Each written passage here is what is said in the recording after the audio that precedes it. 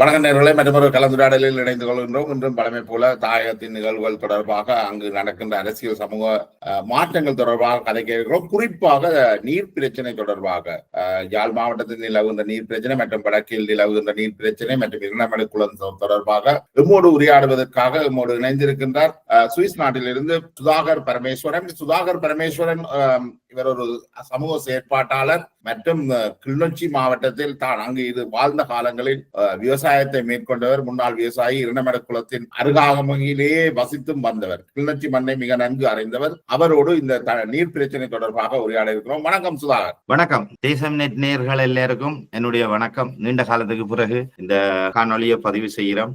மிக்க மகிழ்ச்சி நீங்கள் எனக்கான இந்த சந்தர்ப்பத்தை வழங்கினதுக்கும், மற்றது வடக்கில் இருக்கக்கூடிய நீர் பிரச்சனையை பற்றி கதைக்கிறதுக்கு முன் வந்ததுக்கு உங்களுடைய இந்த காணொலிக்கு நன்றி தெரிவிக்கும். இப்ப என்னென்றால், இந்த கிளிநொச்சி கிளிநொச்சியில இருந்து யாழ் மாவட்டத்துல ஒரு நீர் பிரச்சனை இருக்கிறத நீங்கள் அறிஞ்சிருப்பீங்கள். குடிநீருக்கான பிரச்சனையே மிக மோசமாக இருக்கிறது. அவர்களுடைய கிணத்து நீர்ல இந்த கழிவு மலசலகூட கழிவுகள் எல்லாம் கலக்கின்றது. இந்த பிரச்சனைக்காக $350 மில்லியன் ஒதுக்கப்பட்டிருந்தது. அந்த நிதி பயன்படுத்தப்பட்டது. ஆனா இன்னும் தண்ணி வந்து சேரையில்லை யாழ் மாவட்டத்துக்கு. அப்ப இரண்டமடுக்குள்ள தண்ணியை பயன்படுத்த இயலாது என்று ஸ்ரீதரன் மற்றும் கமக்கார அமைப்புகள் சில கோரிக்கை சொல்லி இருக்கின்றன. இப்ப இந்த பிரச்சனையை நீங்கள் எப்படி தீர்க்கலாம் என்று நீங்கள் நினைக்கிறீங்க? உண்மையிலேயே இது ஒரு இரண்டமடு குளத்துல இருந்து தண்ணி கொண்டு போறதுல ஒரு பிரச்சனை இருக்கா? இது என்னென்று இந்த பிரச்சனையை தீர்க்கிறது? இப்ப இதுக்கு நான் முதலே தீர்வை சொல்லாமல் இரண்டமடு குளத்தில இருந்து நீர் கொண்டு போறதால என்னென்ன பிரச்சனை இருக்குன்றத சொல்றேன். இரண்டமடு குளம் அது ஒரு ஜீவ நதி இல்லைன்னு சொல்லுச்சுன்னா ஜீவ குளம் சொல்லல. அதாவது வத்தாத குளம் இல்லை. மழை பெய்யல நிறையும், மழை இல்லைன்னு சொல்லுச்சுன்னா மழை இல்லா காலங்கள்ல இருக்காது. இப்ப இரண்டமடு குளத்துல இருந்து தண்ணி கொண்டு போறதுக்கு கமக்கார அமைப்புகள் இல்லையென்று சொல்லிச்சென்னால் அரசியல் தலையீடுகள் என்று சொல்றது அது உண்மையிலே என்னன்னு சொல்லிச்சென்னால் இரண்டமடுவுல இருக்கிற தண்ணி இரண்டமடுவுக்கு காணாது. ஆனா அதை பங்கீடு செய்யலாம் என்று சொல்றது 100% ஏற்புடையது இல்லை என்றுதான் என்னுடைய கணக்கு. என்னன்னு சொல்லிச்சென்னால் கிளிநொச்சியில மொத்தமா 76,000 ஏக்கர்ல காலபோக விவசாயம் செய்கிறோம். இரண்டமடு குளத்தால பயிர் செய்யப்படுறது கிட்டத்தட்ட 22,000 ஏக்கர் சிறுபோகம். அதுல காலபோகத்துக்கு 30,000 ஏக்கருக்கு கிட்ட மொத்தமா பயிர் செய்யணும். கிளிநொச்சியில இருந்து இரண்டமடுவில இருந்து கிளிநொச்சிக்கு அந்த யாழ்ப்பாணத்துக்கு தண்ணி கொண்டு போறோம்னு சொல்லிச்சுன்னா இவள் முன்வைக்கிறது இரண்டமடுவில போதிய அளவு நீர் இருக்குது. நாங்கள் இருக்கக்கூடிய காலங்கள், அதாவது இரண்டமடு நிறைஞ்சிருக்கிற காலங்கள்ல எடுப்போம். இல்லாத காலங்கள்ல இரண்டமடு குளம் பத்தி கொண்டு போய்க்கலாம். அதாவது கோடை காலங்கள்ல இந்த கடல் நீர் சுத்திகரிப்பை மேற்கொள்வோம் என்று சொல்லித்தான் அவைய முன்மொழிவுகள். இந்த முன்மொழிவுல என்னன்னு சொல்லுச்சுன்னா கடல் நீர் சுத்திகரிக்கிறது பாலைவனத்துல செய்யணும், அங்க வேற வழியே இல்லை. ஆனால் எங்கட நாட்டுல ஏன் அதை செய்யணும்ன்றது என்னுடைய கேள்வி. அதுக்கான செலவு மிக அதிகமாக இருக்குது. அந்த யாழ்ப்பாண மக்கள் என்ன தண்ணி குடிக்காம இருக்கு இல்லமா? யாழ்ப்பாண மக்கள் தண்ணி குடிக்காம இருக்கணும்னு சொல்லல. ஏன் என்னுடைய கேள்வி என்னன்னு சொல்லுச்சுன்னா, ஏன் மகாவலி நீரை குழாயில கொண்டுறக்கூடாது இல்லையன்னு சொல்லுச்சுன்னா, அது ஒரு மகாவலி என்றது ஜீவ நதி. அது தொடர்ந்து போய் கிழக்குல கடல்ல கலந்து கொண்டே இருக்குது. அப்ப மகாவலி நீரை கொண்டு வர்றதுன்னு சொல்லிச்சுன்னா அதுக்கு உடனே இனவாதமும் இல்லைன்னு சொல்லிச்சுன்னா அதுக்கு அரசியல் காரணங்களையும் சொல்லி எங்களுக்கு தேவையான நீரை நாங்கள் பெற்றுக் கொள்ளல. இப்ப யாழ்ப்பாணமும் வடக்கு மக்கள் தண்ணி இல்லாம காஞ்சாலும் பரவாயில்ல, ஆனா சிங்களவர்களுடைய தண்ணி இங்க வரக்கூடாது, அப்புறம் சிங்களவர்கள் வந்துருவார்கள் என்றால் எங்கட பிரச்சனை இல்ல. அது காலகாலமாக இதை சொல்றது தானே. இப்ப நாங்கள் உங்களுக்கு ஒரு இந்த என்னன்னு சொல்றது, இதுல விஷயத்தோட தொடர்பு இல்லை என்று சொல்லி சொன்னாலும் ஒன்றை சொல்ல வேண்டி இருக்குது. மக்களின் நிலை எப்படி என்று சொல்லி சொன்னால், அந்த சவகாமரா என்று சொல்ற இந்த மரண சான்றிதழ் வழங்குறதுக்கு லண்டன்ல இருந்து படிச்சுட்டு போன ஒரு, நீங்களும் லண்டனை சேர்ந்தீங்க, லண்டன்ல இருந்து படிச்சுட்டு போன ஒரு வைத்தியர் ஒவ்வொருத்தரையும் இழுத்து போட்டுட்டு மரண சான்றிதழ் வழங்கி கொண்டு வந்தாராம். கத்தையா செத்துட்டார், சுப்பிரமணியம் செத்துட்டார், சின்னப்பூ செத்துட்டாருன்னு சொல்லி. அப்ப ஒருத்தர் ஒளிமி சொன்னாராம், ஐயா நான் இன்னும் சாக இல்லையா, ஐயா உயிரோட தான் இருக்கிறேன், என்ன குழந்தை இதுக்குள்ள ஓட்டுட்டோம். அப்ப அவர் உதவியா இருந்தவர் அடிச்சாராம், அடிச்சு போட்டு சொன்னாராம், ஐயா லண்டன்ல போய் படிச்சுட்டு சொல்ற நீ செத்து போனேன், பிறகு என்ன நீ உயிரோடு இருக்கிறேன்னு கதைக்கிற இப்படி என்று சொல்லி. அப்ப ஒரு தலைவர் மாதிரி ஒரு கருத்தை முன்வைக்கணும் என்று சொல்லிச்சுன்னா நாங்கள் அதை ஆராயிறதும் இல்லை, கேட்கறதும் இல்லை. இன்று வரைக்கும் இனவாதம் என்று சொல்லிக்கொண்டு நாங்கள் இருந்து என்னத்தை காண போறோம்? இதுவரைக்கும் இல்ல. இனியும் இப்படி இல்ல. எல்லாத்துக்கும் முதல்ல உரிமை உரிமை உரிமை என்று பேசி இன்றைக்கு எங்கட வாழ்வாதாரம் இல்லாமல் நாங்கள் எல்லாம் வெளிநாடுகள்ல அகதியா இருக்கிறோம். அங்க விவசாயம் செய்யறதுக்கு பஞ்சிப்பட்டுட்டு இங்க டொய்லெட் கழுவுறோம். அதான் நேற்று ஒரு இடத்தை பார்த்தேன். மனுஷன் எங்கன்னு சொல்லுச்சுன்னா உங்க மனுஷன் மாடு மேய்ச்சி கொண்டு வந்தவர் எங்க இப்ப ஆளுன்னு சொல்லுச்சுன்னா அவர் வெளிநாட்டுக்கு போட்டாரு. அங்க என்ன செய்யறாருன்னா ஒட்டகம் மேய்க்கிறாரு. மேய்ச்ச மாடை வித்து போட்டு அரவ நாட்டுக்கு போய் ஒட்டகம் மேய்க்கிறார். அதுக்கு இலங்கையில என்ன நாட்டிலேயே இது இந்தியா கதை. அப்ப அங்கேயே அந்த மாட்டை மேய்ச்சிருக்கலாம். அப்ப எங்கட நிலைமை எல்லாம் எப்படி போகுதுன்னா எங்களுடைய வீதாசாரம் இல்லாம போகுது, வாழ்வாதாரம் இல்லாம போகுது. நானும் ஒரு விவசாயியா இருந்தேன்னா எனக்கு தெரியும் ஒரு விவசாயியின் கஷ்டம் என்னன்னு. ஒரு வருஷம் நெல்லு பிழைச்சிட்டு என்று சொல்லிச்சுன்னா இயற்கை அழிவோ செயற்கை அழிவுன்னு சொல்லி அந்த பூச்சி அப்படி ஏதாவது ஒரு அழிவு அழிஞ்சிட்டுதான்னா 2 வருஷம் அவன் பட்னியா இருக்கும். இன்றைக்கு உள்ள நிலைமையில ஒரு பவுன் தங்கம் 3 லட்சம் ரூபாய் விக்குது. ஒரு விவசாயி 1 ஏக்கர் விவசாயம் செய்து 30,000 ரூபாய் லாபம் சம்பாதிக்கல. ஒரு ஐபோன் 3.5 லட்சம் விக்குது. அப்ப ஒரு விவசாயி 10 வருஷம் லாபம் பார்த்தா கூட ஒன்றை செய்ய இயலாத நிலைமையில இருக்கு. அதானே சார், அதனாலதானே அங்க மாடு மேய்க்காம இங்க வரையினம், வெளிநாட்டுக்கு வரையினம். அதை என்ன செய்யறது? நாங்க அதை ஒண்ணும் செய்யல. அதுக்கு நாங்களும் இங்கதான் நாங்க வந்த காலத்தின் சூழ்நிலை வேறு. இப்ப நாங்க கேட்கிறேன்னா நீங்கள் அவ்வளவு இலகுவாக சொல்றீங்க மகாவலி தண்ணியை கொண்டில்லாமண்டு. ஆனால் இதை கிள்ளொச்சி மண்ணை பிரதிநிதித்துவப்படுத்துற பாராளுமன்ற உறுப்பினர் ஸ்ரீதரனோ அவருக்கு எதிராக கருத்தை சொல்லக்கூடிய டாக்டர் சிவகுமார், பொறியியலாளர் டாக்டர் சிவகுமார் அவர்கள் கூட இரண்டமட தண்ணியை கொண்டு வரதுல அவர் அவ்வளவு தூரம் ஆர்வம் காட்டியில்லை. அவர்கள் நினைக்கிறார்கள் இது ஒரு இரண்டமட தண்ணியை கொண்டு வரதன் மூலமாக சிங்கள குடியேற்றங்கள் வர்றதுக்கான வாய்ப்பு பெருமளவில் இருக்கிறதாகத்தான் அவர்கள் நம்புகின்றார்கள். இல்ல அது இந்த பிரச்சனையை என்னென்னு தீர்க்கிறது? நாங்கள் இல்ல மகாவலி தண்ணியை கொண்டு வர்றதுதான் அவன் பிரச்சனை. அந்த குடியேற்றம் வந்துடும் என்று சொல்லி மற்ற எதிரிக்கு சவரம் பிழைச்சாலும் பரவாயில்ல, எங்களுக்கு எங்கட உயிர் தண்ணி இல்லாமல் போனாலும் பரவாயில்லை என்ற மாதிரி தான் எங்கட அரசியல் இருக்குது, தமிழ் அரசியல் இருக்குது. உண்மைதான். உண்மையில மக்களை நேசிக்கிறேன் என்றால் நான் மேலோட்டமாக குத்து மதிப்பா என்று சொல்றது மேலோட்டமாக கணக்கு பார்த்தோம் என்று சொல்லி சொன்னால் கிளிநொச்சி, மன்னார், முல்லைத்தீவு இந்த 3 மாவட்டத்திலும் சிறுபோகம் அதாவது பெரும்போகத்தை விட்டால் சிறுபோகம் செய்யாம இருக்கிற நிலங்களின் அளவு குறைஞ்சபட்சம் 1 லட்சம் ஏக்கர். இந்த 1 லட்சம் ஏக்கர்ல இந்த 1 லட்சம் என்றது இந்த 1 லட்சம் ஏக்கரை வச்சிருக்கிற விவசாயிகள் ஒரு ஆளுக்கு 4 ஏக்கர் 5 ஏக்கர் கணக்கு பார்த்தா கூட அந்த அளவுக்கு எல்லா இடமும் இல்ல. சில பேர்கிட்ட 10 ஏக்கர் பெருங்கமக்காரன் சொல்ற இடங்களும் இருக்கு. அப்ப கிட்டத்தட்ட 25,000 குடும்பங்கள் வாழ்வாதாரம் இல்லாம இருக்கு. இதே மன்னார் கட்டுக்கரை குளத்திலும் இதே நிலைமை தான்.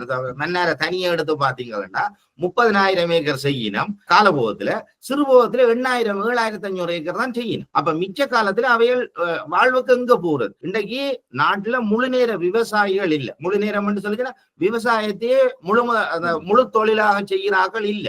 ஏனென்றா விவசாயி இலங்கையில மட்டும் பிரச்சனை இல்ல, வடக்குல மட்டும் பிரச்சனை, உலகம் முழுக்க விவசாயிகளுக்கு பிரச்சனை தான். விவசாயிகள் எங்கேயுமே போராடினோம். ஏனென்று சொல்லுச்சுன்னா விவசாயிகள் எப்பயுமே வரைய நிலைமையில இருக்கணும். அவைய விளைபொருள்களுக்கு சரியான விலையை கொடுக்கற இல்ல. தரகர்மாரும் அதுக்கு அடுத்த நிலையில உள்ளாக்களும் தான் அதுல லாபம் அடைகிறதை தவிர விவசாயிகள் நிலம் எப்பயுமே குறைவா தான் இருக்கு. அப்ப நாங்கள் எங்களுடைய விவசாயிகளை காப்பாற்றணும். இந்த நிலம் பொன் விளைகிற பூமி. அந்த பொன் விளைகிற பூமிக்கு நாங்கள் என்ன செய்யணும்? தண்ணியை கொண்டு வருவோம். தண்ணியை கொண்டு வரேன் 200 தண்ணி காணாது. ஏற்கனவே நீங்கள் வயல் செய்யாதீங்கோ, நீங்கள் சிறுதானியம் செய்யுங்கன்னு சொல்லி சொன்னால் இது எனக்கண்டா விளங்கல. அப்ப இருக்கிற வயலை நீங்கள் சொல்றீங்க யாழ்ப்பாணத்துக்கு தண்ணி கொடுக்காட்டி என்ன கதை என்று சொல்லி எங்களுக்கு இப்ப எனக்கு 3வது தலைமுறை என்றுதான் சொல்ல வேணும். அவையே யாழ்ப்பாணத்துல இருந்தா வந்தவர் என்னுடைய அப்பாண்ட அப்பா. அப்ப அப்பப்பா யாழ்ப்பாணத்துல இருந்து வரையக்குள்ள கிளிநொச்சி ஒரு ஆனக்காடு, அதுக்குள்ள பாம்பும் பல்லியும் பூச்சியும் என்று சொல்லி அதுக்குள்ள கிடந்து இந்த இரண்டமட குளத்தை நம்பித்தான் அவைய வாழ்ந்து. அப்ப இப்ப நாங்கள் தொப்புள் கொடி உறவு எங்களுக்கு தண்ணி தாங்க, நீங்கள் தர மாட்டி இனவாதம் பேசுறீங்கன்னு சொல்லிச்சுன்னா முதல்ல எங்களுக்கு இருக்கான்னு பார்க்கணும். மழை பெய்தா மட்டும்தான் இரண்டமடுல தண்ணி இருக்கும். ஒரு போகம் மழை இல்லையான்னு சொல்லிச்சுன்னா இரண்டமட குளமே வத்தி போய். அப்ப நீங்கள் இதுல பிரச்சனை தண்ணி இருக்கா இல்லையான்றது உண்டு. தண்ணி இல்லையன்ற வெப்பம். ஆனா தண்ணி வாரத்துக்கு வேற ஒரு வழி இருக்கല്ലോ, அதையும் மறைச்சு போட்டு மகாவலி தண்ணி கடலுக்குள்ள போய் விழுகுதுண்டா, அதையும் மறைச்சு போட்டு அதையும் தரமாட்டோம், இதையும் தரமாட்டோம், மழை தண்ணியை சேகரிப்ப மாட்டோம், அதுவும் சரி வராது. அப்ப என்னடா இப்ப எல்லாருமே இந்த அரசியல்வாதிகள் தமிழ் சூழல்ல இருக்கிறவர்களுடைய பெரிய பிரச்சனை ஒரு பிரச்சனையை தீர்க்கிறத நோக்கி போகல. நீங்க அந்த பிரச்சனையை வச்சிருக்கத்தான் விரும்புறீங்களான்றதான் அந்த கேள்வியா இருக்கு. ஏன் எங்களுக்கு இந்த பிரச்சனை வந்திருக்கணும்? முதலாவது இது தீர்க்க விரும்பாத அரசியல்வாதிகளும் தமிழ் தலைவர்கள் என்ற பிரச்சனையா தான் நாம் பாக்குறோம். இப்ப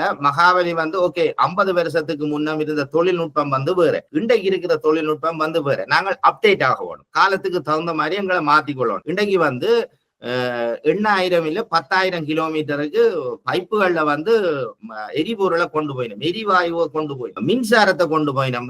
1000 கிலோமீட்டருக்கு மின்சாரத்தை கொண்டு போயினோம். நான் நினைக்கிறேன் லண்டனுக்கு கூட நோர்வேலோ டென்மார்க் எங்கேயோ இருந்து மின்சாரம் பெறது. அப்ப இப்படியான வசதிகள் இருக்கு. இன்றைக்கு வந்து மகாவலியை வந்து நான் முன்வைக்கிறது எப்படி என்று சொல்லி சொன்னால், நீங்கள் குழாய் மூலம் கொண்டு வாங்க, கேட்டா தானே ஓமோ இல்லையோன்னு கிடைக்கும். ஜேசுநாதர் சொன்ன மாதிரி கேளுங்கள் தரப்படும், தட்டுங்கள் திறப்படும். இதுவரைக்கும் கேட்கல. நான் கேட்ட என்ன சொன்ன உடனே நான் அந்த ஆக்களோட கதை கேட்கல. என்ன சொல்லிடமெண்டா, சிங்களவன் பைப்பை வெட்டுவான், சிங்களவன் வந்து குடியேறுவான், அது அங்க சென்ட்ரல் கவர்மெண்ட்டுக்குள்ள போயிரும். என்ன சென்ட்ரல் கவர்மெண்ட்டுக்குள்ள போயிரும்? எல்லாம் சென்ட்ரல் கவர்மெண்ட் தானே உங்களுக்கு அரிசி தருது, சம்பளம் தருது, முத்திரை தருது, நிவாரணம் தருது, எல்லாம் சென்ட்ரல் கவர்மெண்ட் தரணும். ஆனா இந்த இரண்டு குளம் மட்டும்தானா நீங்கள் வச்சு அதிகாரம் செய்யணும்? சரி, வச்சிருந்து என்ன செய்த நீங்கள்? இந்த 46,000 ஏக்கர் விளைநிலங்கள் வந்து கிளிநொச்சி தண்ணி இல்லாம இருக்கு சிறுபோகத்துக்கு. அதுக்கு என்ன நடவடிக்கை? குளங்களை பெருப்பிக்கலாம் என்று சொல்லி சொன்னா ஆறுகளை மறைச்சு கட்டுறா முதல்ல எங்கட தரத்தோட்டத்தை விளங்கி கொள்ள வேணும். நாங்கள் சொல்லிக்கல ஐயா சொன்ன அந்த லண்டன் கதை வைத்தியட்ட கதை மாதிரி தான் இருக்கு. குளங்கள் எல்லாத்தையும் கண்டபடி பெருப்பிக்கலுமோ பின்னால உள்ள குடியிருப்புகள் பாதிக்கப்படும். தரத்தோட்டம் ரொம்ப முக்கியம். தரத்தோட்டம் வந்து எங்களுக்கு அதுக்கு தகுந்த மாதிரி அமைய வேணும். நீங்கள் இரண்டமட குளத்துக்கு போய் பாத்தீங்கன்னா இரண்டமட இந்த தண்ணி வாயிற துரிசு சொல்ற இடம் பழைய சுத்துற அளவுக்கு பள்ளம். அதே மாதிரி கிளிநொச்சி குளத்துல போயிட்டீங்கன்னா எங்களுக்கு அது ஒரு கொடுப்பனமா அமைஞ்சிடுது. அதே மாதிரி எல்லா குளங்களும் இருக்கான்னு சொல்லி நிச்சயமா இல்லை, எல்லா இடத்தையும் வந்து அப்படி செய்யலாம். ஆனா குழாய்கள் மூலம் வந்து நீங்கள் இதை கொண்டு வர்றதை முயற்சி செய்தா வீண் தண்ணி விரியம் இல்லாம போகும், வெள்ளப்பெருக்கு தடுக்கப்படும். அதே நேரத்துல வந்து ஆக்கள் இந்த காணி இதையும் அபகரிக்க சுவீகரிக்க தேவையில்லை, அரசாங்கம் எடுக்க தேவையில்லை, ஆக்களோட முரண்பட தேவையில்லை. அப்ப குழாய்கள் மூலம் மகாவலி தண்ணியை வந்து நீங்கள் வாய்க்கால் வழியாக ஆறு வழியாக ஆறொன்றை உருவாக்கி கொண்டு வரதிலும் பார்க்க குழாய் மூலமாக வாரது செலவு குறைவு சொல்றீங்க. செலவு குறைவுன்றதையும் தாண்டி அதுல இருக்கிற நன்மைகள் தான் சரியானது. அதுதான் சரியா இருக்கும். என்னன்னு சொல்லி சொன்னால், குழாய்கள் மூலமாக கொண்டு வர்ற நீர் வந்து அனுராதபுரம் 81 மீட்டர் கடல் மட்டத்திலிருந்து 81 மீட்டர் உயரத்துல இருக்கு. இரண்டமடு குளம் வந்து 31 மீட்டர்ல இருக்கு. யாழ்ப்பாணம் 6 மீட்டர். மன்னார் எனக்கு சரியா தெரியல, அது கிட்டத்தட்ட அதுவும் வந்து 30க்கு கூடாது, அது வடிவா தெரியும். ஆனா முல்லைத்தீவு 37 மீட்டர் உயரம் கடல் மட்டத்துல இருந்து. அது அந்த குறிப்பிட்ட இடங்கள், எல்லா இடமும் இல்ல, என்னடா நந்தி கடல் ஏரி எல்லாம் வந்து கடல் மட்டத்தோடயே இருக்கு. அப்ப குறிப்பிட்ட இடங்கள் குட்டிய வந்து நான் சொல்றேன், அதாவது மேட்டுக்காணிகளை வந்து சொல்றேன். அப்ப இந்த மேட்டுக்காணிகளுக்கு வந்து நீங்கள் குழாய் மூலம் கொண்டு வந்தீங்கன்னு சொல்லுச்சுன்னா உங்களுக்கு, அதாவது உங்களுக்கு சொல்றது எங்களுக்கு தேவையான இடத்துல தேவையான அளவுல வந்து நாங்கள் இந்த தண்ணீரை பயன்படுத்தலாம். மற்றது வெள்ளப்பெருக்கு அபாயம் இருக்காது. இதே நேரத்துல வந்து இந்த குழாய்கள்ல நீரை கொண்டு வரைகளை நாங்கள் என்ன செய்யலாம் என்று சொல்லி சொன்னால், அந்த ஓடுற விசையில வந்து நீர் மின்சாரத்தை உற்பத்தி செய்யலாம், நீர்ல இருந்து மின்சாரத்தை உற்பத்தி செய்யலாம். இன்றைக்கு பெரிய பிரச்சனை வந்து இன்றைக்கு காலமா வந்து நேற்றிரவு மன்னார்ல வந்து இந்த காற்றாலைக்கு எதிராக வந்து போராட்டம் நடத்தின மக்களுக்கு என்ன போலீஸ் வந்து அடிச்சது என்று சொல்லி கேள்விப்படுறோம். அப்ப இந்த காற்றாலை வந்து அது அரசியல் காரணங்கள் எல்லாம் நாங்கள் விட்டு போட்டு காற்றாலையில ஒரு சில பேர் சொல்லினா எல்லாத்துக்கும் எதிர்ப்பு தெரிவிக்கிறீங்க.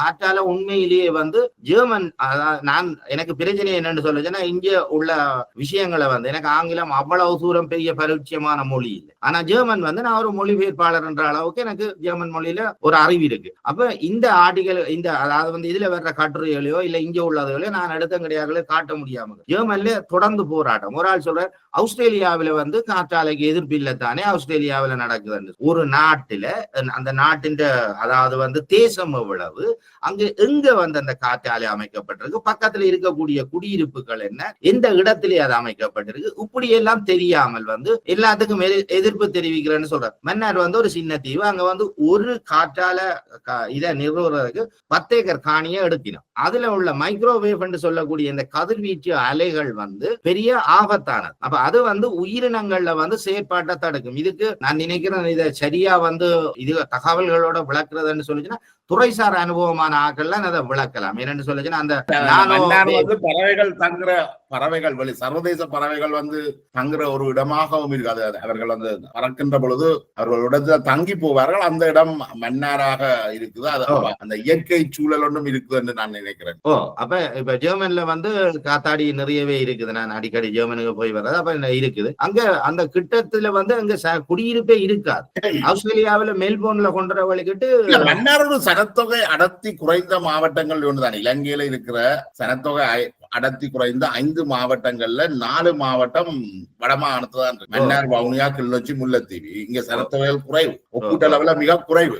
மன்னார் கடற்கரை பகுதிகளிலேயோ அதுகள்ல அந்த பறவைகள் வந்து தங்குற இடங்களை தவிர்த்து இந்த ஆலைகளை அமைக்கிறதுல பாரிய பிரச்சனை இருக்காது. ஆனால் அது எங்க அமைக்கப்படுதுன்றதுதான் சிக்கல் இருக்கு. எங்கே அமைக்கப்படுது அதால இருக்கக்கூடிய பாதிப்பு என்னன்னு சொல்லுச்சுன்னா, அப்புறம் நாங்கள் எங்களை இந்த மகாவலி நீர் பிரச்சனையில இருந்து விலகிடுவோம். ஆனால் அதுக்கு சரியான ஒரு தீர்வை வந்து கண்டுபிடிக்கணும். இலங்கை வந்து அது சம்பந்தமான விமர்சனம் வைக்க அதுல பாராளுமன்ற உறுப்பினர் செல்வம் அடைக்கலநாதனுடைய உரிய கேட்கின்ற பொழுது அரசாங்கம் திட்டமிட்டு தமிழர்களை கொள்றதுக்காக இந்த காற்றாலை அமைக்குது என்ற மாதிரியான கருத்துக்கள். இது ஒன்று ஆரோக்கியமான உரையாடல்கள் அல்ல. நீங்கள் பிரச்சனையால என்ன பாதிப்பு, உண்மையான பாதிப்பு என்றதை சொல்லோடுமே ஒழிய அது சரி இந்த சான்றுகளை வைக்கிறது இல்ல என்னன்னு சொல்றதெல்லாம் எவ்வளவு ஆரோக்கியமாக இருக்குமென்னு எனக்கு என்ன தெரியல. எங்கடையாக்கள்கிட்ட இருக்கிற குணம் என்னன்னு சொல்லி சொன்னால், ரெண்டு விஷயம், தமிழ் விஷயம் பேசுறது இல்லைன்னு சொல்லி சொன்னால் சிங்கள எதிர்ப்பு பேசுறது. இப்ப சரியாக வந்து பாராளுமன்றத்துல கொண்டு போய் என்னென்ன காரணங்கள் இதை துறைசார் நிபுணர்கள்ட்ட எழுதி எடுத்தோ இல்லைன்னு சொல்லி அவையிட்ட கேட்டு தெரிஞ்சு கொண்டு பாராளுமன்றத்துல கொண்டு போய் இது என்னென்ன காரணங்களுக்காகத்தான் நாங்கள் இதை எதிர்க்கிறோம் என்று சொல்லி சொன்னா மிச்சமா இருக்கிற 200 பேரும் வந்து விளங்கி கொள்ளுவினோம். ஒரு மாற்று திட்டத்தையும் இல்லை வைக்கணும். நாங்கள் சும்மா மன்னார் மாவட்டத்தின நகர்பகுதியில் அது இருந்தால் அதை எடுக்கத்தான் வேணும். மக்கள் நடமாட்டம் இல்லாத இடங்களுக்கு கொண்டு போகணும். மற்றது இந்த பறவைகள் வந்து தங்காத இடங்களுக்கு கொண்டு போகணும். அது சம்பந்தமான ஒரு நீங்க சொன்ன மாதிரி ஒரு என்ன சொல்ல கல்வியலாளர்களுடைய அறிக்கையோட தான் இதை கதைக்கணும். இதை சும்மா எழுந்தமானமாக இனவாதமா கதைச்சு கொண்டு இருந்தால் அவையிலும் வந்து இதுக்கு இனவாதம் இல்லைன்னு சொல்லுங்கன்னா அதை அக்கறைப்படுத்தமான இப்ப எல்லாரும் விளங்கி கொள்ள வேண்டும். இப்ப ஒரு திட்டம் நடைமுறைப்படுத்தல ஒரு குறிப்பிட்ட பாராளுமன்ற உறுப்பினர்கள் அவ்வளவு பேரிட்டும் கூடி கதைச்சு அந்த முடிவுகள் சிலதுகள் எடுக்கப்படுறது. அப்ப நாங்கள் கொண்டு போய் இப்ப நான் சொல்றேன்னு என்னன்னு சொல்லுச்சுன்னா, மகாவலி தண்ணி எங்களுக்கு வேணும் என்று கேட்கிறதுன்னு சொல்லுச்சுன்னா எங்களுக்கு குழா மூலம் தான் வேணும். எங்களுக்கு மகாவலி தண்ணி வேணும், அதே நேரத்தில் அது குழா மூலம் தான் வேணும் என்று கேட்கணும். எங்களுக்கு மகாவலி தண்ணி தேவையில்லை இல்லாட்டி வேணும் என்று சொல்லிச்சுன்னா அரசாங்கம் வந்து நீங்கள் மகாவலி தண்ணி குழாய் மூலம் மகாவலி தண்ணி வேணும் என்று கேட்கிறது. அது இப்படித்தான் வேணும் என்றைக்குள்ள நீங்கள் ஏன் குழாய் மூலம் வேணும் என்றதுக்கான சரியான விளக்கங்களும் வேணும். மற்ற அரசாங்கத்துக்கும் அதுல நன்மை இருக்கின்றது தெரியணும். என்றால் குழாய் மூலம் கொண்டு வரைக்குள்ள செலவினங்கள் குறையும், பல்வேறு பிரச்சனைகளும் குறையும். அந்த விஷயங்களை நீங்கள் அரசாங்கத்துக்கு தெளிவுபடுத்த வேணும். இல்லாமல் வந்து நாங்கள் இன்னொரு ஆளை கன்வின்ஸ் பண்ண வேணும். இன்னொரு ஆளை எங்களுடைய கருத்துக்களை ஏற்றுக்கொள்ள வைக்க வேணும். எங்களை ஏற்றுக்கொள்ள வைக்க வேணும். அதுக்குதான் நான் சொல்றேன் என்னன்னு சொல்லி சொன்னால், தேவையில்லா நில அபகரிப்பு இல்ல, வீண் பிரியம் இல்ல, வெள்ள அபாயம் இல்ல, அதை எல்லாத்தையும் தாண்டி இதுகள் எல்லாத்தையும் தாண்டி மேட்டு அதாவது ஏற்றி நீர்ப்பாசனமாக வந்து இதை பயன்படுத்தலாம். லிப்ட் இரிகேஷன் எங்கட குளங்களை நிரப்புற லிப்ட் இரிகேஷன் எங்க தேவையோ அந்த இடத்துக்கு இப்ப இவ்வளவு வேகமா 50 மீட்டர் உயரம் இருக்குது மன்னாருக்கும் கிளிநொச்சிக்கும் ஒரு கதைக்கு சொன்ன. அப்ப கிளிநொச்சியில இருக்கிற மேட்டு நிலங்கள் எல்லாத்துக்குமே வந்து நீங்கள் நீர்ப்பாசனம் செய்யலாம். அதுக்கு எந்த விதமான செலவும் இல்லை. ஒரு முறை செலவழிச்சிட்டோம்னு சொல்லுச்சுன்னா, மற்றது குழாய்கள்ல அமைக்கிறது வந்து இப்ப நீங்கள் ஆறா வெட்டி கொண்டு வர்றதிலும் பார்க்க வேலை திட்டங்களை முடிக்கலாம். இப்ப இது நான் கருத்தை முன்வைக்கிறதால வந்து நாளைக்கு நடக்க போகுது, அடுத்த வருஷம் நடக்க போகுதுன்றதெல்லாம் இல்லை. இந்த கருத்தை வந்து நான் ஒரு தனிப்பட்ட ஒரு ஆள், அப்ப என்னுடைய கருத்தை அரசாங்கம் ஏற்றுக்கொள்ளாது. அது ஒரு அமைப்பு, தமிழ் மக்கள் சார்ந்த இல்ல விவசாயிகள் சங்கங்கள் இல்லைன்னு சொல்லிச்சுன்னா தமிழ் அரசியல்வாதி வந்து இதை முன் வச்சு பாராளுமன்றத்துல கதைக்க வேணும், கோரிக்கையை முன்னுக்கு வைக்கணும். அப்பதான் எங்களுக்கு ஏதாவது கிடைக்கும். அதை விட்டு போட்டு அவங்க கேட்டா தர மாட்டாங்க, இல்ல நாங்க எங்களுக்கு வேண்டாம் என்று சொல்லி கொண்டு இருந்தோம்னா எங்களுடைய விவசாயிகளின் வாழ்வாதாரம் என்ன? 25,000 குடும்பங்கள் வந்து பாதிக்கப்படுது. இல்ல தமிழ் அரசியல் வந்து அதை பற்றி ஒரு நாள் கவலைப்பட்டதில்லை தானே. மக்கள் வருத்தம் வருதா, துன்பம் வருதா, வேலை இருக்கா, வேலை வாய்ப்பு இல்லையா, இதை பற்றி ஒன்றும் தமிழ் தலைமைகள் என்றைக்கும் கவலைப்பட்டதாக இல்லை. ஜனாதிபதி அவர்கள் வவுனியாவுக்கு சென்றிருந்த போது இது சம்பந்தமாக சில குறிப்புகளை வெளியிட்டிருக்கிறார் என்று நான் நினைக்கிறேன். நிச்சயமா அவர் வவுனியாவில பேசியல சொன்னவர் என்னன்னு சொல்ல சொன்னால், மகாவலி தண்ணியை நான் தாரான்றேன், இங்கேயும் வேண்டாம் பண்ணினம் அங்கேயும் வேண்டாம் பண்ணினம் என்று சொல்லி அவர் ஒரு என்னன்னு சொல்றது ஒரு மேலோட்டமா அதை பற்றி கதைச்சு போட்டு போனவர். ஆனால் அங்க வந்து காத்தாலையை பற்றி கதைச்சவர், கடல் வளத்தை பற்றி கதைச்சவர். இப்ப நாங்கள் ஆட்சிக்கு வர்றதுக்கு முன்னம் கதைக்கிறது அரசாங்கத்துக்கு சார்பான கருத்து இல்லை. நாங்கள் ஒரு இடத்துக்கு வர்றதுக்கு முன்னம், வெளிநாட்டுக்கு வர்றதுக்கு முன்னம் எல்லாரும் யோசிச்சது வெளிநாட்டுல வந்தா நாங்கள் அடுத்த நாள் மில்லியனர் தான் யோசிச்சது. இங்க வந்த பிறகுதான் தெரியும் அது 50 வருஷம் ஆகி இன்னும் நடக்க இல்லை. அதே மாதிரி ஆட்சிக்கு வர்றதுக்கு முன்னம் வந்து கணக்க சொல்லலாம். வந்தா பிறகு அங்க நிறைய அவைகளுக்கு சவால்கள் இருக்கும், இல்லையான்னு சொல்லுச்சுன்னா அழுத்தங்கள் இருக்கும். அதன் அடிப்படையில சில விஷயங்களை செய்யலாம். ஆனா இதை பொறுத்த வரைக்கும் வந்து எங்களுடைய தலைவர்மார் வந்து எப்படி வந்து எங்களுடைய மக்களின் வாழ்வாதாரத்துக்கோ இல்ல புதிய குடியேற்றங்களுக்கோ வெள்ளக்காரன் செய்து விட்டுட்டு போனதுதான் இரணமடு குளத்துல இருந்து எல்லா குளங்களும் திட்டம் எல்லாம் மாற் கொண்டு வந்தது. வெள்ளக்காரன் காலத்துல வெள்ளக்காரன் செய்த திட்டங்களை தவிர தமிழ் அரசியல்வாதிகள் ஆனா இலங்கை அரசாங்கம் சிந்திச்சு திருவியாறு காணிகள் எல்லாம் கொடுத்து அவைகளுக்கு அந்த காணியில வேலை செய்ய வச்சு அதெல்லாம் ஸ்ரீமா கவர்மெண்ட்ல நடந்தது. உலகிலேயே மிகச்சிறந்த நீர்ப்பாசன திட்டம் இருக்கிற நாடு இலங்கை.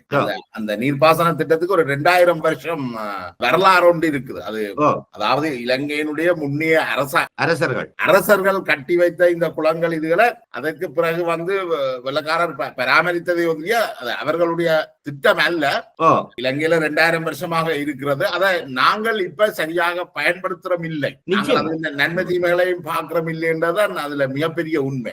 அப்ப நாங்கள் இப்ப வந்து இதுவரைக்கும் இந்த யுத்தம் முடிஞ்சா பிறகு இருந்த தமிழ் தலைமைகளோ இல்ல அரசியல் தலைமைகளோ வந்து எங்களுக்கான ஒரு ஒட்டுமொத்த பொருளாதார வாழ்வாதார முன்னேற்றத்துக்கான எந்த திட்டத்தை முன்னுக்கு வச்சிருக்கணும். இப்ப ஒரு ப்ரொஜெக்ட் சொல்லுச்சுன்னா ஒரு 10 வருஷம் 20 வருஷத்துல செய்யக்கூடிய விஷயங்கள், எவ்வளவு பேருக்கு வேலை வாய்ப்பு, இதுக்கு நாங்கள் எவ்வளவு திறந்திருக்கிறோம் தானே. இப்ப கிளிநொச்சியில பார் திறந்திருக்கிறோம், மணல் எல்லாம் அள்ளி விற்கிறோம் தானே. அது இருக்கிறத சுரண்டுறது தானே, மக்களை வந்து எப்படி சுரண்டுறது. அப்ப பாரத் திறந்த நீங்கள் மணலை அள்ளி விற்கிற நீங்கள், அப்ப அந்த மக்களுக்கு வந்து வேலை வேணும்ன்றதை பற்றி ஏன் யோசிக்கல, ஏன் வாழ்வாதாரம். எனக்கும் இந்த மக்கள் ஒரு கோபம் இருக்கு. என்னன்னு சொல்லுச்சுன்னா நீங்கள் ஏன் சரியான தலைமையை தேர்ந்தெடுக்கிறீங்கள் இல்லையென்று சொல்லுச்சுன்னா நான் நினைக்கிறேன் சரியான ஒரு நேர்மையான இல்லையென்று சொல்லுச்சுன்னா நேர்மை என்றதை தாண்டி திட்டம் உள்ள ஆக்கள், அதாவது வந்து சிந்திக்க தெரிஞ்ச ஆக்களை எங்களுடைய ஆக்களை எப்பயுமே ஏற்றுக்கொள்ற இல்லை. அது ஒரு பெரிய பிரச்சனையா இருக்கு. மக்கள் வந்து ஓகே எனக்கு தெரிஞ்சவனுக்கு நான் ஓட் போடுறேன், முகத்துக்கு அஞ்சி ஏதோ செய்யறதுன்னு சொல்லி ஒரு பழமொழி ஒன்று இருக்கு. அப்ப தெரிஞ்சா பழக்கம் என்று சொல்லிச்சுன்னா அவர் சரி என்று சொல்லி உண்மையிலேயே வந்து கிளிநொச்சியை கட்டி வளர்த்தது கிளிநொச்சியை கட்டி வளர்த்தது குமாரசூரியர் என்ற ஸ்ரீலங்கா சுதந்திர கட்சியில பாராளுமன்ற உறுப்பினர் தான். அவர் தான் கிளிநொச்சியை கட்டி வளர்த்தது என்று நான் சொல்லுவேன். என்னுடைய அறிவுக்கும் எனக்கு தெரிஞ்சவை வேலை எடுத்து கொடுத்தான இந்த அபிவிருத்தி திட்டங்களை கொண்டு வந்தானே எல்லாம் நிறைய அவையெல்லாம் செய்யுது. அப்ப அரசாங்கமா செய்யற இப்ப உதாரணத்துக்கு வந்து இந்த மகாபலி திட்டத்தை கூட இப்ப என்ன இதுல வந்து பவனியா எங்கேயோ நடைமுறைப்படுத்தினோம்னு சொல்லி அதுக்கு எதிராக வந்து கதைச்சதை பார்த்தேன் நான். அப்ப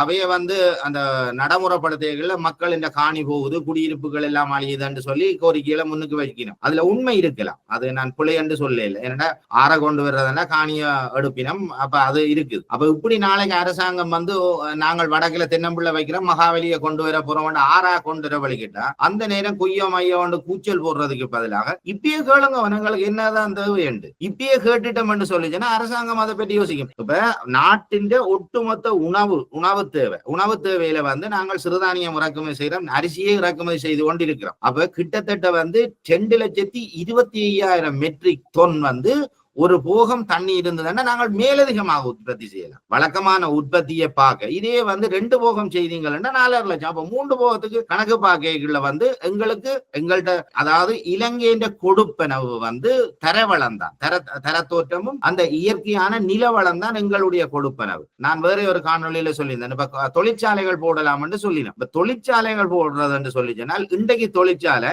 நீங்கள் இன்றைக்கு லண்டன்ல இருந்து கொண்டு இலங்கையில ஒரு தொழிற்சாலையை நிறுவுவோம் என்று சொல்லி நீங்கள் யோசிச்சு அங்க போய் அந்த தொழிற்சாலையை போடுறதுக்கு இடையில அந்த தொழிற்சாலை ஒட்டுமொத்த தொழில்நுட்பமும் மாறி என்னன்னு சொல்லிச்சுன்னா அவ்வளவு வேகமா தொழில்நுட்பங்கள் வந்து வளர்ந்து கொண்டிருக்கு. இப்ப 20 வருஷத்துக்கு முன்னம் வந்து கைத்தொலைபேசி இல்ல, அப்ப வந்து கணக்க பொருள்கள் இருந்த கால்குலேட்டர், எல்லாம் மணிக்கூடு, கேமரா, அது இதுன்னு சொல்லி எல்லாமே இருந்தது. இன்றைக்கு அதுகள் எல்லாம் இல்லாம போயிட்டு அதெல்லாம் இதுக்குள்ள வந்துட்டுது. அப்ப நாங்கள் வந்து கைத்தொலைபேசியை செய்வோமான்னு சொல்லிச்சுன்னா எங்கள்கிட்ட என்னென்ன இருக்குது. இப்ப நாங்கள் ஒரு வாகனங்கள் இந்த உதிரி பாகம் செய்யறதுன்னு சொல்லிச்சுன்னா அது கூட வந்து இந்த மின்சார கார்கள் வந்ததால உதிரி பாகங்களே நிறைய தேவையில்லாம போயிட்டு அதன் உற்பத்தி கூட இல்லாம போயிடுச்சு. அப்ப ஒரு தொழிற்சாலை அதான் உற்பத்தி என்றது ஒரு மிக நீண்ட கால திட்டம் கொண்டு இருக்கணும். அதை திட்டமிடுறதுக்கான அந்த பலம் அந்த கல்வி ரீதியாகவும் சரி எங்கட பல்கலைக்கழகங்கள்ட்ட அந்த திறங்களும் இருக்கிற மாதிரி தெரியல. இல்ல அது அவையல் வந்து அதை யோசிக்கிறேன் இல்ல, அதை எனக்கு கொப்பி பேஸ்ட் தான் நான் சொல்றது. நீங்கள் பாடமாகி படிச்சுட்டு பட்டம் எடுப்பீங்கள், அங்கால போவீங்கள். மன்னிக்கணும் ஒரு சில பேர் விதிவிலக்கா இருப்பினும் அப்ப படிக்கிற காலம் முழுக்க அவை என்ன யோசிக்கணும்னா மார்க்ஸ் எடுக்கிறது, அதாவது புள்ளியல் மட்டும்தான் அவையின் சிந்தனை. அது மாணவர்களுடைய தவறு இல்ல, அது அந்த கல்வி திட்டத்தினுடைய தவறு. அரசாங்கம் வந்து இப்ப அதை மாற்ற விளைஞ்சிருக்கு நினைக்கிறேன். நான் திருப்பி இந்த மகாவலி தண்ணி பிரச்சனைக்கு வந்தோம்னு சொன்னா, நீங்கள் நினைக்கிறீங்களா மகாவலி தண்ணியை கொண்டு வந்தால் சிங்கள குடியேற்றங்கள் வரும் என்ற வாதத்தை நீங்கள் எப்படி பாக்குறீங்க? சிங்கள குடியேற்றம் என்னென்று வரும்? ஆத்தங்கரையில அதை எப்படி என்று சொல்லுச்சுன்னா அதன் யாப்பு எங்கடையாக்களை யாப்பு விளங்குறையில அப்ப யாப்புன்னு சொல்லிச்சுன்னால் மகாவலிக்கு ஒரு பிரின்சிபியல் ஒரு கொள்கை ஒன்று வகுத்திருப்பின. அந்த கொள்கைக்குள்ள வந்து மகாவலி ஆறு போற இடங்கள் எல்லாம் விவசாய குடியிருப்புகளை கொண்டு வரணும்னு சொல்லி அதுல இருக்கு. சரி, அந்த யாப் எனக்கு உண்மையிலேயே கையில கிடைக்கல, ஆனால் அப்படித்தான் அது எழுதப்பட்டது. பிறகு அது சிங்கள குடியேற்றம் சொல்லி என்னன்னு சொல்ல திரிவுபடுத்தப்பட்டது. அதை யாராவது எடுத்து யாழ்ப்பாணத்தில இருந்து வன்னிக்குள்ள மக்கள் குடியேறி இருக்கிறது அரசாங்கம் தானே மேற்கொண்டது. படித்த வாலிபர் திட்டம் என்று பல்வேறு கிளிநொச்சி போன்ற இடங்கள், முல்லைத்தீவு போன்ற இடங்கள்ல தமிழ் மக்கள் மிக அரிதாகத்தானே இருந்திருப்பார்கள். அரசாங்கத்தின் அந்த திட்டங்களால தான் இப்ப போனோம். மகாவலி திட்டம் என்று வருகின்ற பொழுது வடக்குல வந்து காணி இல்லாத ஆயிரக்கணக்கான மக்கள் இருக்கணும். 11,000 பேர் வந்து யாழ்ப்பாணத்துல காணி இல்லாம இருக்கணும். அவைகளுக்கான ஒரு குடியேற்ற திட்டத்தை ஏற்படுத்தலாம் தானே. ஏன் வந்து அதான் நாங்கள் கேட்கிற ஆட தெரியாத மேட சரியில்லையாண்டு நாங்கள் உறுதியா இருக்க வேண்டும். நாங்கள் வைக்கிற நீங்கள் முதல்ல சொன்ன மாதிரி நாங்கள் கேட்கிற கேள்வியில வந்து இருக்கு. நாங்கள் என்னத்தை கேட்கிறோம்? நாங்கள் அதாவது உறுதியா சொல்ல வேணும், எங்களுக்கு இப்படித்தான் வேணும், நாங்கள் இன்னது வேணும்னு சொல்லி. ஏன் ஒரு பெரிய ஒரு குடியேற்ற திட்டம்? இப்ப இந்த வேம்பு உற்பத்தி வந்து இந்திய அரசாங்கம் வந்து வேம்பு வளர்க்கறதுக்கு உற்பத்திக்கு காசு கொடுக்குது, வேம்புக்கு காசு கொடுக்குது. நாங்கள் இப்ப தென்னைக்கும் வாழைக்கும் தான் கொடுத்து கொண்டு இருக்கிறோம். ஏன்னு சொல்லுச்சுன்னா விவசாயத்தின் அடுத்த கட்டம் இயற்கை விவசாயம் தான். அது நான் நிறையவே வந்து கொண்டு போயிட்டேன். இங்கேயும் வந்து இப்ப எல்லாம் மாற்றப்பட்டு கொண்டிருக்குது. வேம்பு வந்து தான் விவசாயம், அந்த இயற்கை விவசாயத்துக்கு முக்கியமான ஒரு மூலப்பொருள். நான் படிச்சு வளர்ற காலத்துல எங்களுக்கு பாடசாலை அரசாங்க உத்தியோகம், அவருடைய சம்பளம் போதாது. அப்ப எங்களுக்கு மேலதிக செலவுகளுக்கு இந்த வேப்பஞ்சருகு புளியஞ்சருகு எல்லாம் கூட்டி வித்த காசுலதான் கொப்பி வாங்குறோம் நாங்க. அதான் அப்ப எத்தனையோ வந்து அது மீள வர்றதுக்கான வாய்ப்புகள் இருக்கு. நீங்கள் சொன்ன மாதிரி இந்த இயற்கை விவசாயம் என்றது இப்ப நாங்கள் இலங்கை முழுவதுமே ஒரு ஆர்கானிக் ஃபார்மிங், ஆர்கானிக் கல்டிவேஷன் வரும் என்று சொன்னால் பொருட்களின் விலையையும் நாங்கள் கூட்டி வைக்கக்கூடியதாக. நிச்சயமா உங்களுக்கு தெரியாது, இந்த சில தகவல்கள் வெளியால சொல்லக்கூடாது. சுவிஸுக்கு வந்து இலங்கையில இருந்து பச்சை அரிசி இறக்குமதி செய்யலாம். அதாவது இலங்கையில இருந்து ஏற்றுமதி சுவிஸுக்கு இறக்குமதி செய்யலாது தடை.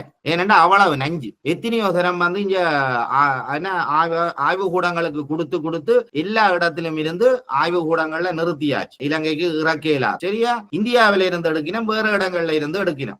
தனியா இலங்கையில இருந்து அரிசி இறக்குமதி. அப்ப யோசிச்சு பாருங்க, ஒரு கண்டெய்னர் என்று சொல்லக்கூடியது ஒரு ஆள் கொண்டு வந்து போட்டு அரிசியை கொண்டே கொடுத்தால் அது வேலை செய்ய இறக்காதுன்னு சொல்லிச்சுன்னா அடுத்த முறை அவர் அதை இலங்கையில இருந்து ஒரு பொருளை எடுக்க முயற்சி செய்வாரோ. அவ்வளவு நஞ்சு. எங்களுடைய யாழ்ப்பாண நீர் வந்து குடிநீர் வந்து இன்னைக்கு பாவனைக்கு உதவமாக போறது நஞ்சா போறது, மருந்தடிக்கிறது.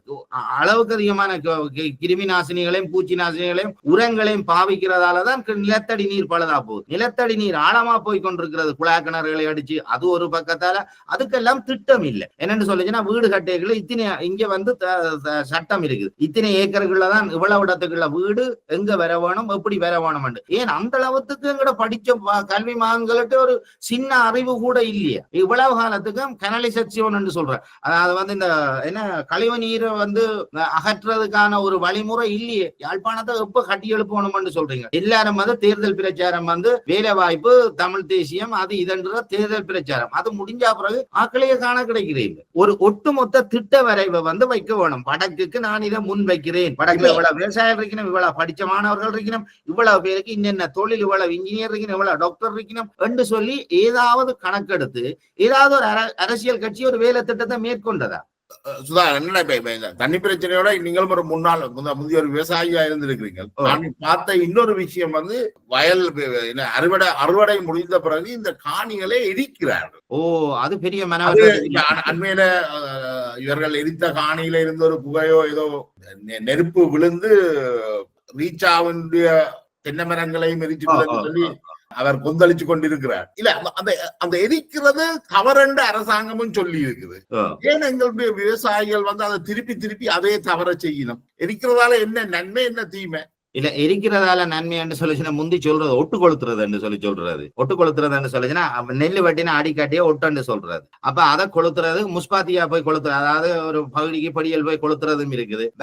வரம்பு செருக்க விட்டா வரம்ப செருக்கி மினக்கிறது இல்லமாக கொளுத்தி விடுவோம்னு சொல்லி கொளுத்தி விடுங்க. அது அந்த ஆடி ஆவணியில காஞ்சு போய் இருக்கும். அதுக்கு சரியான தெளிவூட்டல் இல்ல. அதான் எனக்கு கவலை என்னன்னு சொல்லிச்சுன்னா சுட்ட மண்ணும் பச்சை மண்ணும் ஒட்டாதன்னு எங்கட கலாச்சாரத்துல சொல்லப்பட்டிருக்கு. எங்கட பழமொழிகள்ல அது முக்கியமான ஒன்று. அப்ப மண் ஒருக்கா எரிச்சு சுட்டு போனால் அதுல இந்த நுண்ணுயிர்கள் வாழாது. அதுல இருக்கக்கூடிய பசத்தன்மை இல்லாம போயிடும். பசத்தன்மை இருக்காது, மண் சொரசொரண்டு கொட்டும். அப்ப இதுல விவசாயம் செய்தால் அது நல்ல விளைச்சல தர. அதாவது முழுக்கலும் எனக்கு ஒரு விஷயம் விளங்க இல்லை. இந்த தமிழ் சமூகத்துல உங்களுக்கு தீங்கு வார விஷயத்த கூட ஏன் செய்யறீங்க? உங்களுக்கு நீங்கள் ஒரு விவசாயிகள், உங்களுக்கு தெரிய வேணும் இதை எரிச்சால் அதுல இருக்கிற புழு எல்லாம் செத்து போகணும், எங்களுக்கு அந்த இது வராதுன்றது தெரியும். நுண்ணுயிர்கள் சேர்த்துப்பேன். அது சில பேர் நினைக்கிறேன் என்னன்னா சாம்பல் பொட்டாசியம் அது பசல சத்து அதுல வருமென்று சொல்லி. இல்லையே, நைட்ரஜன் தானே.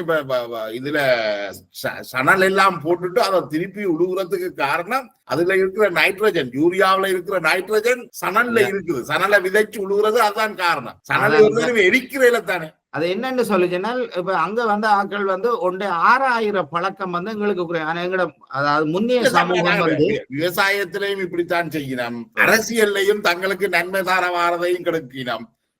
காலங்காலமாக எங்களுடைய அரசியல் தலைமைகள் விட்ட தவறாலதான் இப்படி வந்திருக்கிறோம். நாங்கள் நிச்சயமா இன்றைக்கு நாங்கள் எப்பவும் என்ன பார்க்கிறோம் என்றால் மற்றவன்ல புள்ள சொல்லி நாங்கள் தப்பிக்கொள்வது.